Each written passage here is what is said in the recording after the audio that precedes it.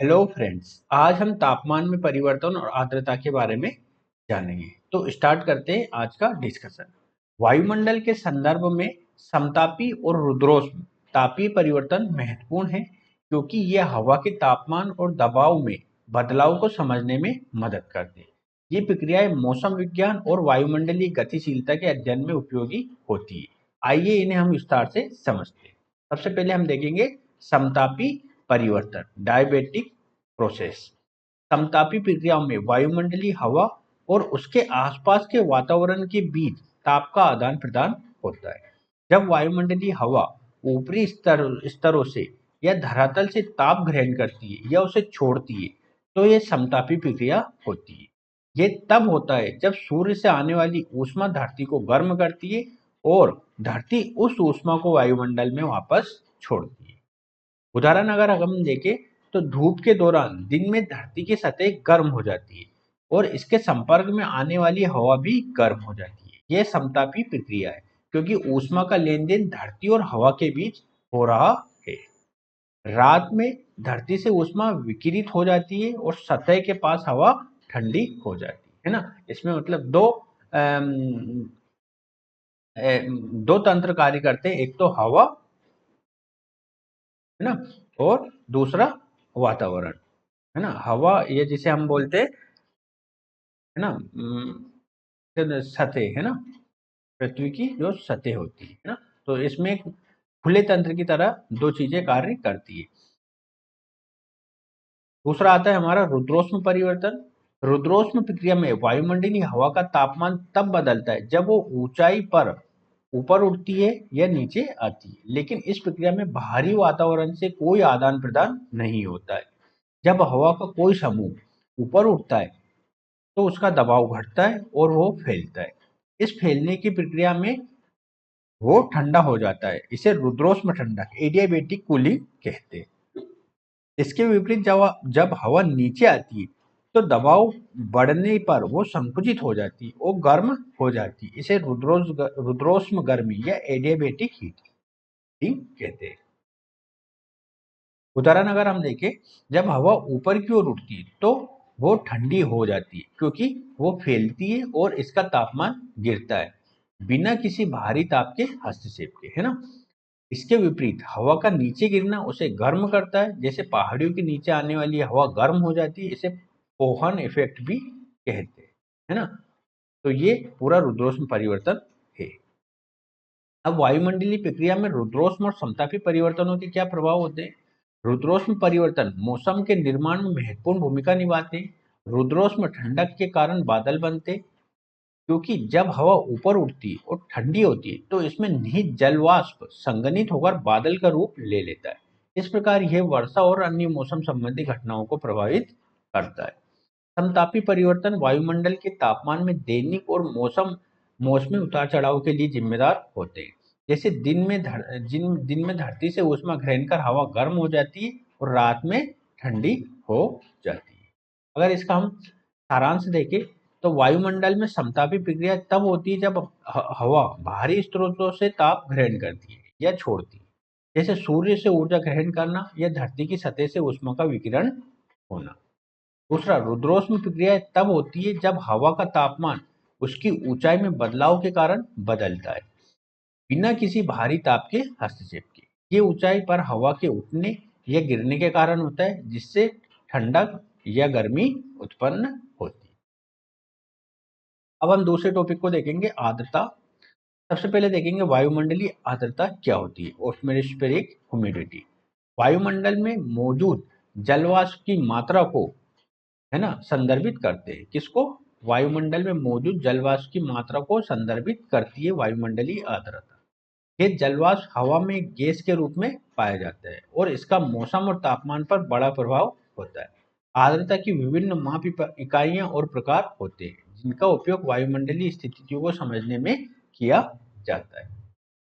निरपेक्ष आर्द्रता, absolute humidity. निरपेक्ष आर्द्रता हवा के एक निश्चित आयतन में उपस्थित जलवाष्प की सकल मात्रा को दर्शाती है ना। इसे ग्राम प्रति घन मीटर में मापा जाता है। अगर इसको हम सूत्र के रूप में देखें, तो वायुमंडलीय निरपेक्ष आर्द्रता इज इक्वल टू वायुमंडल में उपस्थित जलवाष्प का भार अपॉन में वायु का आयतन, है ना। तो इसके जो इकाई निकल के आएगी वो आएगी ग्राम प्रति घन मीटर, है ना, ग्राम प्रति घन मीटर इसकी इकाई निकल कर आएगी। निरपेक्ष आर्द्रता को अगर हम देखें, उदाहरण अगर देखें इसका, यदि 1 घन मीटर वायु में 10 ग्राम जल वाष्प है तो निरपेक्ष आर्द्रता 10 ग्राम प्रति मीटर क्यूब होगी। ये सीधे तौर पर हवा में जल वाष्प की वास्तविक मात्रा बताती है, लेकिन ये वायु के तापमान या दबाव पर निर्भर करती है। जब तापमान बढ़ता है तो वायु में अधिक जल वाष्प समाहित हो सकता है, इससे निरपेक्ष आर्द्रता बढ़ती है ना, इससे निरपेक्ष आर्द्रता बढ़ती है। नेक्स्ट आता है हमारा विशिष्ट आर्द्रता, स्पेसिफिक ह्यूमिडिटी। विशिष्ट आर्द्रता हवा के एक निश्चित द्रव्यमान में उपस्थित जल वाष्प की आनुपातिक मात्रा को दर्शाती है। इसका मतलब है ये वायु के कुल द्रव्यमान में जल वाष्प का द्रव्यमान दर्शाती है। इसे इस प्रकार भी परिभाषित किया जा सकता है, विशिष्ट आर्द्रता इज इक्वल टू जल वाष्प का द्रव्यमान अपॉन में वायु का कुल द्रव्यमान, है ना। इसमें सूखी वायु और जल वाष्प दोनों शामिल होता है।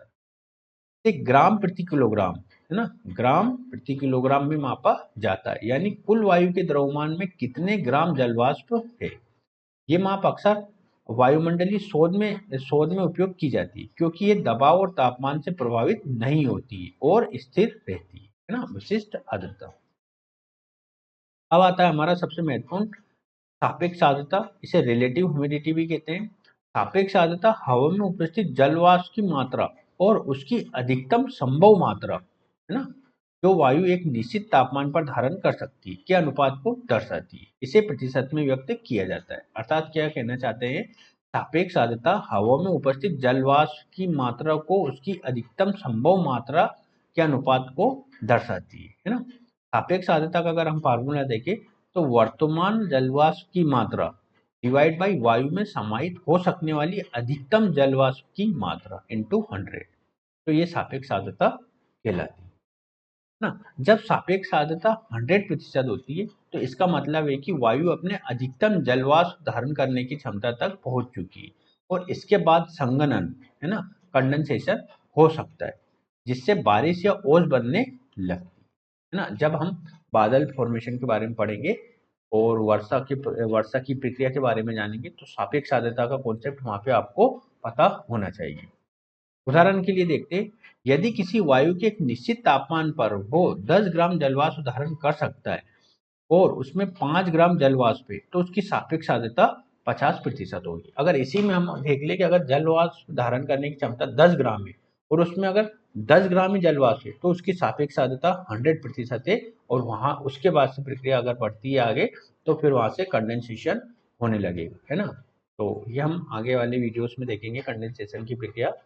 अब हम इसको सारांश के रूप में देख लेते हैं, तीन कौन कौन सी, निरपेक्ष आर्द्रता, विशिष्ट आर्द्रता और सापेक्ष आर्द्रता के बारे में। निरपेक्ष आर्द्रता क्या होती है, एक ब्रीफ में देखते हैं। निरपेक्ष आर्द्रता हवा में जलवाष्प की वास्तविक मात्रा को दर्शाती है जो तापमान और दबाव पर निर्भर करती है। दूसरा आता है विशिष्ट आर्द्रता, हवा के कुल द्रव्यमान में जलवाष्प की अनुपातिक मात्रा को बताती है, ये तापमान और दबाव से ज्यादा प्रभावित नहीं होती। तीसरी आती है सापेक्षिक आर्द्रता, वायुमंडल में मौजूद जलवाष्प की मात्रा को उसकी अधिकतम क्षमता से तुलना करती है, जो मौसम की स्थितियों, वर्षा और संघनन को समझने में सहायक है। सापेक्ष आर्द्रता का विशेष रूप से मौसम के पूर्वानुमान, जलवायु विज्ञान में बहुत उपयोग होता है, क्योंकि ये वायुमंडलीय नमी और तापमान के बीच संबंध को दर्शाता है।